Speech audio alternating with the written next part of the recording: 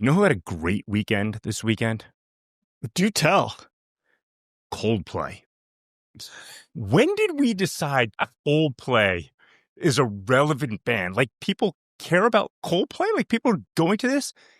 Ding Dong got busted. And now Coldplay is like the hot show and the hot topic. I think there's a really big lesson here. If you're having an affair and you happen to get on camera at the Coldplay or whatever concert, sporting event, Yes. can you act fucking natural? Act natural. Act like nothing is the problem at all. Totally. Just hanging out with my girlfriend. They Totally. would have switched in a second. This dude ain't that bright. Under pressure, this dude does the exact opposite of what he should have done. Exactly. Under pressure, just play it cool. Just like you could have whispered in her ear, don't move. Everything is fine. I'm going to pick my nose and they're going to take the camera off me. Just like finger in nose and then it's done. Dude, worst instincts ever. Yeah, he needed to lose that job. And for the sake of being like, all right, it is ostensibly a business and marketing podcast, I will say it reinforces one of our core principles, which is transparency.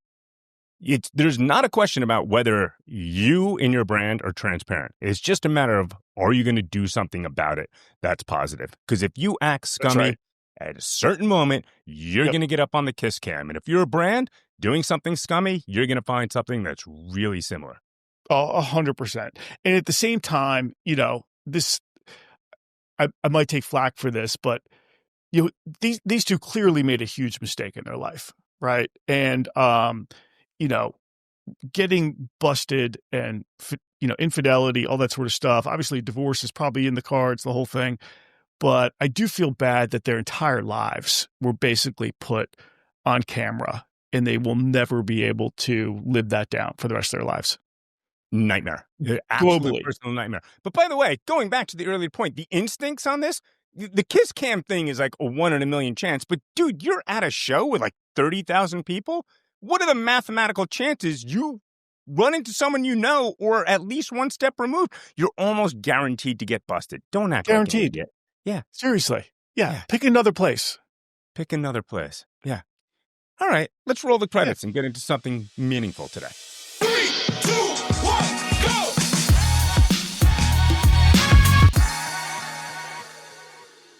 All right. Let's pivot from alleged scumbag into clearly one of the most fascinating, positive, optimistic, wildly successful athletes of our generation. Like, you and I grew up with the Michael Jordans, with the Mike Tysons, with the Kobe Bryants. These guys were absolute killers in every way, and they should be worshipped for their sports achievements.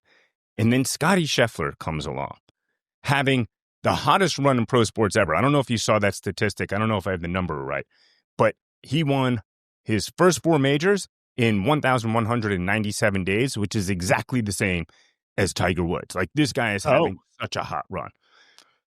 But he's unlike any other pro athlete we've ever seen. He's the most wildly positive, value-filled, family-focused person. He just doesn't appear to have the killer instinct, yet it's totally working. So I'm really curious, because you teach me everything I know in this world. Like, what is the big takeaway from Scottie Scheffler? He's running away with the tournament on Sunday by the 5th hole, right? Did you watch the rest? I literally didn't watch anything until I knew it was over, because I wanted to watch his reaction when he won, which was completely on brand for that guy. It was fascinating. Oh, totally. He's a wonderful human being. But I don't know. I was thinking back, like, when Tiger would dominate on Sunday, I would still watch. I'd want to see this whole performance. Scottie is so nice. There's no like killer instinct, at least overtly on the outside, that I'm kind of like, he's going to win and it's going to be pretty easy. And I'm going to turn it off and I'll just catch up with the highlights later. Yeah. But he's hiding something. I don't think you can dominate any pro sport, one where the entire planet competes, and not have some inner killer instinct. Like, sure, it's there. He just suppresses it behind being a wonderful human being. It's bananas. Yeah, but unfortunately, people want to see killers. They want to see Jordan. They want to see Kobe, right, out on the court, dominating. I wish, I don't know. Could Scottie like do one of these, like, right across the neck as he sinks another birdie? It's not in him. He'll never do it. My wife loves him, I love him. but yeah. I want to be more like Scottie Scheffler. Yes. Like, but Scottie just makes it look easy and as nice as the day is long. Trust me, huge amount of respect for him. I think he's absolutely great. I just think it made me reflect on like, what do we really look for when it comes to people who excel in life and we look up to, and we try to figure out maybe how to take on their how they practice, what their effort looks like, their mindset. Scottie I feel like he just shows up every day and he just goes through the motions and then goes back home and lives a quiet life, and that's it. Did you see him hug his family afterward? Yes. You tear up? Did you cry? I cry. Tears hit your face? Of course. My wife makes fun of me, but every time somebody wins on the 18th and they tear up, or a family member comes up and cries, I'm just a blubbering idiot. Yes, gets me every time. Good for you, man. I've never made you cry. I've known you 30 years. Never once. Well, tears of frustration and anger. But I was going to say. Yeah. But you're a fan. You're a big fan of Scottie's. Hell yeah. You know what's fascinating? They talked about this, and I think there is a little business lesson in there. He's something like 0 for 75 in his first tournament. Yeah. And then all of his wins came after that. And I was surprised they didn't analyze this. It was a bit of an off-the-cuff remark, but he switched his caddy. It's the guy like Bubba Watson did kind of nothing as a golfer, and then all of a sudden was killer, won 2 majors, is going to go down maybe Hall of Fame player. And then he just grabbed that guy as his caddy. And now all of his victories have come with this guy as the caddy. And I just think there's a little bit of hidden magic in that, right? And I think about this. I was reading that Zeppelin book, which I'm not going to recommend on air because it's filthy, a hammer of the gods about when they dominated the music world. But they had this manager who was like 6'3", 240 pounds, and knew karate before anybody knew karate. And like when I was reading the book, I was like, there's a little hidden secret to great creative and great performance. Like these guys could just focus on guitar, focus on debauchery, and their manager who knew karate kept them safe. And I think it's the same thing with Scheffler. Like he just has to focus in on what he's doing, and then he's got this whole team behind him. And sorry to go on a long rant, but I was thinking about what it means. And I think there's a hidden thing in brands and marketing and in agencies that people don't talk about as much, the caddy, which is the person who's willing to fight, right? We always talk about culture and getting along and the importance of collaboration, but I think there's a hidden little secret in there, which is who's willing to fight. And I don't mean like old school fighting, yelling, screaming, calling names. It might be really modern way of saying, hey, that's awesome. I love the work you're doing. I've seen your absolute best, and this isn't your absolute best. Let's push this thing.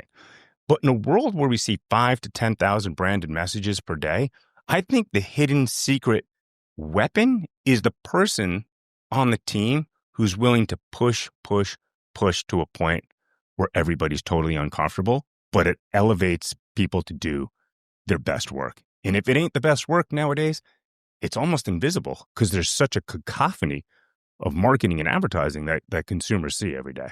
Yeah, I think it's a good point. Caddy is part of the team. I know Scheffler is like the star, but the putting coach, the pitching coach, the driving coach, swing coach, the mental coach, like they're all part of a team and they're all incredibly important. And if you've got one part of the team that's not working, right, you need to switch it up. And clearly Scottie switched up his caddy, found a great caddy that he could trust. And that, it's not just about like Scottie trusting the caddy. It's the caddy also trusting Scottie. Like if you listen to their interviews, they really talk about how they rely on each other to make the right decisions in these moments. And sometimes Scottie's like, okay, I'm not sure what the answer is. I'm going to trust you and what in the club that you picked for me, right, to hit. And clearly it's working. But yeah.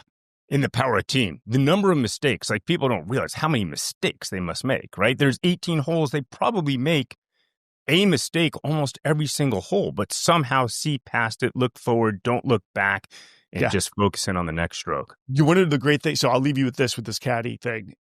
Here's how I think Scottie's caddy instills trust in him.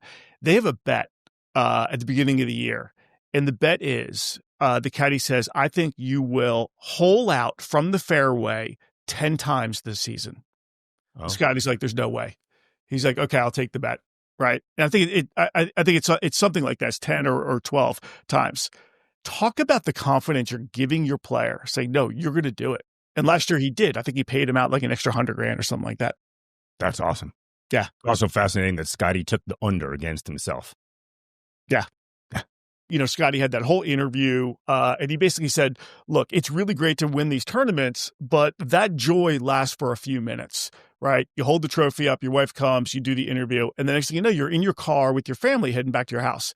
He's like, and then it's like business as usual. He's like, so I worked so hard for basically these few minutes. So at the end of the day, like what really, yes, that brings me joy, but that's not all I am. Right. There's so many other aspects of joy that come to me. So anyway, so Nike heard this. In fact, the whole sporting world heard it. It was all over, ESPN and whatnot. And if we could put this up on screen, when Scottie won the Open Championship on Sunday, Nike put out this ad. And you'll see the very first one slide. It says, Scottie, you've already won. Right. And then basically they follow it up with the next thing. But another major never hurt, right? And so I think Nike acknowledges the impact that Scottie made with that statement. I wish they hadn't, put that throwaway line, but another major never hurt. I think it kind of ruined the ad, but kudos to Nike. That's so funny. First of all, kudos to Nike. You're absolutely right. I thought the ad was incredible. Made me want to cry all over again. And that's what great brands do, right? They make you feel something. In particular, I don't think the advertising world talks about this enough. It's always a form of inspiration. Every great brand has been built on the backbone of inspiration. Now that inspiration changed. It used to be just do it, and it was just like the pure viciousness of Michael Jordan. And now it's the inspiration of like, holy smokes, I can be one of the greatest athletes in the world and one of the greatest human beings in the world. And I think that's equally, if not much, much more inspiring. And there's not many athletes that can say that. That's the other thing. We've known a lot of people in the industry, and I remember asking them, like, who's the nicest guy? Like, is this guy nice? Is this guy nice? Is this gal nice? They're mostly just jerks. But you know who also is one of the nicest, and I think that these two will go down as some of the best human beings, is Roger Federer. Oh, my God. Yes, and the greatest hair ever. That dude, when play 5 sets, not a hair out of place. Not a hair out of place. Smiling the whole time. Yeah. You know who's great? Lance Armstrong. It's not about the bike. It came out before he got busted for everything. And on the very first paragraph, and I'm roughly paraphrasing, but the very first paragraph of the book, he's like, I'm an asshole. He is an asshole. To be clear, to be as dominant as I am, you have to be incredibly selfish. And I love that book. It's actually one of the great books of all time. Kind of weird to say because it was so honest when he was kind of dishonest, but like, it's the same thing, like your authentic self. You always talk about that. Like whatever your brand is, whatever you are as a person, just be it. And that's what Nike tapped into, is that authenticity. And if they tried anything else, I think that's your point on the second ad. Like, you went self-serving and now you just watered down the whole thing. Like, it's a great line. Authenticity out of it. It's a great line. You've already won. Just put a picture up of you and the family holding the trophy or hugging on the 18th green. It would have been perfect. You've already won. People would have got the message. Do you think it started there? Do you think some genius over there was like, you've already won? Everyone's like, yes. And then someone else was like, well, we got to make sure it's clear to everyone that he won another championship. Let's run another ad. 100%. Apparently those ads were paired together. They were meant to go together. But yes, it was, you've already won. I guarantee somebody would in there and be like, here's the ad. You don't have to do anything else. Everybody understands that he just won the Open Championship. Yeah. No, they fucking had to follow it up. But another major never hurt. Yeah. They took the fun right out of it. They took the inspiration. They took the authenticity. Great ad. Let's not piss all over it. All but right. They could have won just by being a touch braver. But it's a world-class ad that I think 30, 40, 50, 100 years from now, that first ad will still be a world-class ad. Yep.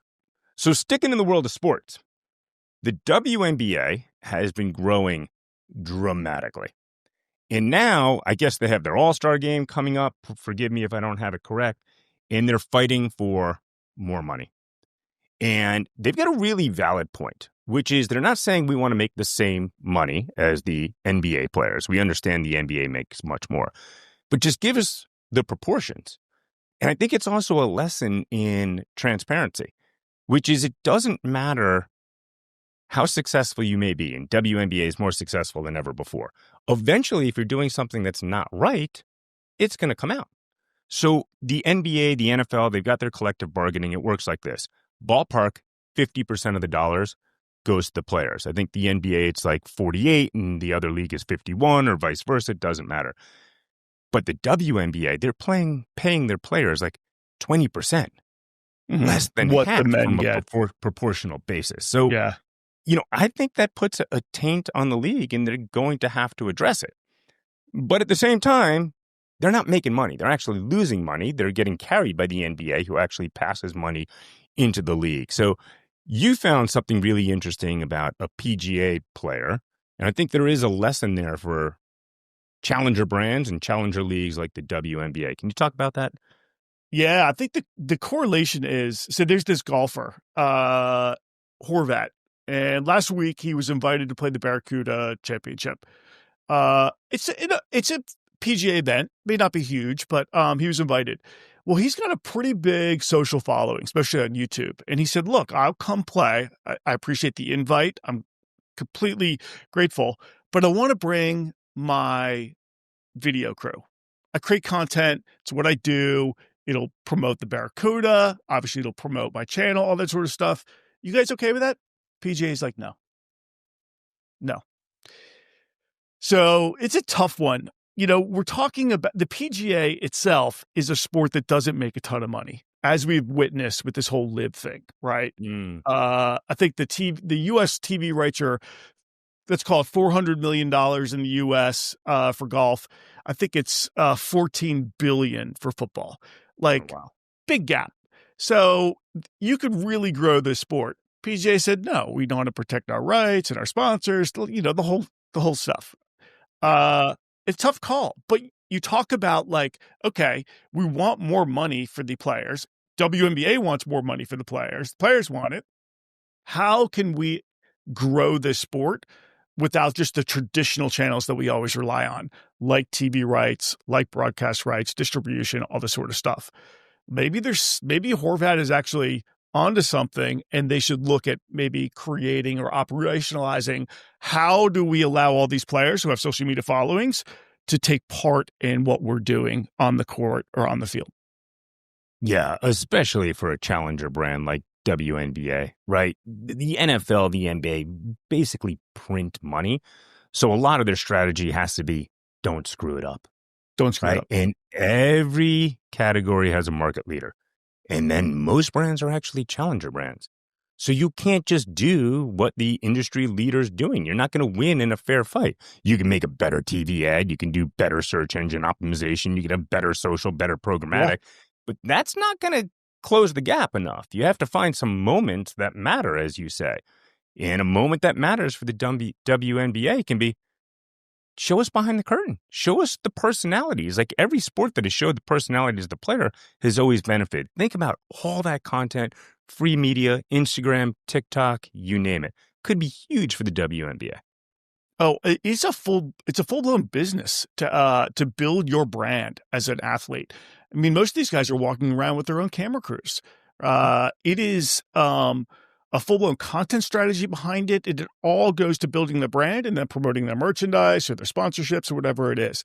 Somehow these leagues have got to embrace this stuff because I think they're just leaving opportunity on the table. Dude, you and I are going to play golf together in a couple months. We're playing that for an event. Should we bring a camera crew? I think we should. Yeah, everybody wants to see behind the scenes and what it's like. Yeah, it would be legitimately awesome. Two mediocre golfers would not be that much fun. The two of us playing basketball against each other with a camera crew. Oh, that might be good. Just how about playing basketball? Yeah, just period. Left-handed, right-handed, doesn't matter. That's a disaster. Yeah. My wife saw me play basketball once, 30 years ago. We didn't hook up for 3 months. She was just disgusted by the entire thing. It was horrible. So, staying in the sports world, have you seen the Wimbledon AI influencer? Yes. I have an interesting take on this. Please share. Do people care that it's AI? In that instance, I don't think I do. She looked great. She looked very Wimbledon. I don't think people cared. Yeah. I think most people knew already. Like, you can tell AI photos in a heartbeat. They all look like they were AI. That one did not to me. Did that look clearly AI to you? Yeah. I saw all of the photos that were taken there. Some were really good. Don't get me wrong, but there is a certain perfection to these photos in terms of like the shallow depth of field, the colors, the whole thing. It's always like the same time of day, golden hour. But yeah, it was. But the photos were great. The outfits were great. The settings were great. The casting was great. Like, this was, if I look at this like a full photo shoot that a brand would do, I thought it was fantastic. And hence, I don't think people care. Is modeling a dead industry? Ooh, that's a great question. I think a lot of it, some of it will be, but won't there be like a backlash back to real people, real art, artisan type stuff? Like, don't you think we're just going to, we talk about this, like music, right? Whatever's in right now, like maybe it's, hip hop and rap and pop and all that sort of stuff. And then this, like in 3 years, some new form of, would we have grunge in the 90s? We'll have some new rock thing, right? That'll come up and sweep the, every tweener there is. 100%. Brands have to be zagging when everybody's zigging, as the book goes, right? So, yeah, I just think, did you see the video of the super drunk dude on the golf course who starts a fight with a hockey player? Yes. Oh my God. So, first of all, hilarious. Thing went totally viral. I've seen at least 15 different iterations. Everyone's seen 15 iterations of it. Unsung hero. This guy actually looks like a schmuck. Gets his ass entirely kicked, picks a fight with a pro hockey player, gets thrown in the lake, comes out of the lake, eats a bunch of punches. There's a part of me that said, hey, dude, you ate those punches pretty good, and kept on going. He was so drunk he could barely feel getting punched by this guy. So you're thinking he could parlay this into like maybe a podcast, maybe a bar stool, seat at the table? Dude, that is a great call. That would be awesome. Put him on Barstool. Get him that drunk again. He would definitely get some viewers, more than us. Oh, yeah. Get him drunk for every podcast episode called Get Off the Mat. Yes. Right? Or Get Up Off the Mat. Yes. Yeah, that dude got off the mat. But here's my point. That video was incredible. It was riveting and hilarious in every way. But if most of the videos out there are AI, that video is not going to be that good. The only reason that video is good is because it's a dude that drunk, getting thrown in the pond, eating punches. There's another one. My nephew knows the world's #1 pogo stick jumper. Dude, he's got this crazy pogo stick. He went to UVM. Crazy pogo stick up and down, jumps off buildings. If there's any chance that stuff is AI, it's ruined. So I think there's a chance that AI may actually ruin social media. It may ruin influencers. As long as there's a portion of your thought that says, hey, maybe this is fake, it takes all the fun out of it. The only reason that video is great is because it's a real human being. Yeah. But what happens when you mix in like, hey, you're going to see real stuff from me because I'm a real influencer, and then I'm going to mix in stuff that's AI generated of me doing shit I couldn't do right in real life? Like, do people care? Would people know? What if they did know? What if somebody was transparent? As long as it's entertaining and it's funny, or like this is like the influencer at Wimbledon. I think half the people knew, they didn't care. It was serving a need.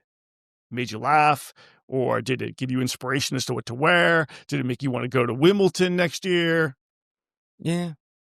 I think influencer marketing might be in trouble. And I think we're already seeing it. Gen Z are now reporting it's like 53%, half of them trust influencers less than ever before, right? Yeah. Like influencers have turned into celebrities, right? Like, why do you trust a celebrity? You don't really trust a celebrity. There's some that, Kevin Hart, Chris Rock, they're so popular that they will sell products. But for the most part, people are like, it's just a celebrity. They're just getting paid. Who cares? Influencers now also. And now so much of influencers are fake. And then so many brands, by the way, the call that's like, we need to figure out our influencer strategy is just a weird call to me. You don't need to figure out your influencer strategy. You need to figure out your overall brand and content and marketing strategy, and influencers are a component of it. But once you start your whole thought pattern with like influencers, you're going in the wrong direction. And the audience, I think, is running away from influencers because there's just too many of them. And now there's a bunch of AI fake influencers. Yeah, it is a problem. I do agree. It's still incredibly powerful. Like as a vertical of content, it is arguably as powerful as, let's say, search or social media or programmatic. Like if you look at it just holistically, not like, oh, I'm just an Instagram influencer. Like just take the whole category. It drives a lot of revenue, but they have a problem, and they're going to have to figure this out and get rid of the crap, because right now, one of the biggest trends on social media is people making fun of influencers. Come with me to the best restaurant in Upper West Side or in Brooklyn, in Dumbo, as we experience breakfast. Like, stop. I mean, this is the whole trend. So yeah, they get a real problem. Yeah. And that's my problem when people are like, we need to figure out influencer marketing. Because to me, marketing is no move. Like we've seen this our entire career. Every time there's something hot and new, everybody thinks it's all about that. It's all about search. Then it's all about mobile. Then it's all about social. Then it's all about influencers. Now it's all about AI. And to me, I think it's the exact opposite. The simplistic way that I think about it is modern marketing to me looks like a big ampersand. It's all of these things. Right? It's not one's better than the other. You need all of them. And more importantly, what are your tools and techniques to get them to work together to find the synergies between all those tools and techniques? Yes. You know what the next big thing is going to be? And this is huge in Asia. China is live broadcasting on social. So have you seen the shopping that's going on in China with live, like Instagram or WhatsApp channels? Yeah. It's huge. It's a multi-billion-dollar industry. It's only going to get bigger, and it has not hit the U.S. yet. But if you're talking about like, how do I discern between AI and not, or fake influencer or not? Well, let's just put live feeds in, right? Where people are taking questions, answering questions, and whatever they're doing, it's live. I think that's the wave of the next trend of influencers and content, because it's very hard to fake. Fascinating, right? Yeah. Do a restaurant review live as you're sitting there, right? Do a review of a travel destination live, right? As you go to some sort of whatever it is, must-see place in Paris. I think that's the thing that people will turn into. And I think that's going to be the difference between, do I want to watch it or not? Because they're like warts and warts and all are going to come out. And I think that's what people are looking for. It's almost like in the world of fashion, they used to send all the American buyers to Europe so they can understand what the trends are. And then they bring it back to America because they knew those trends, those colors, those fashions would hit in America 12 to 18 months later. And it's now, if you work in marketing, you have to start looking to Asia to see what are the hot trends and what is building brands, what's driving growth, because those trends are likely to hit America 12 to 18 months later. Yeah. And ideally, we would have something extraordinarily clever and witty to say right now. We'd both be laughing hysterically and we'd take us out. But since we don't have that, let's wrap for today. Thanks for joining us on Brand Champions. Have a great day, everyone. Brand Champions is a Questus production. If you enjoy the show, please subscribe and review wherever you tune in. You can submit mailbag questions to brandchampions@questus.com.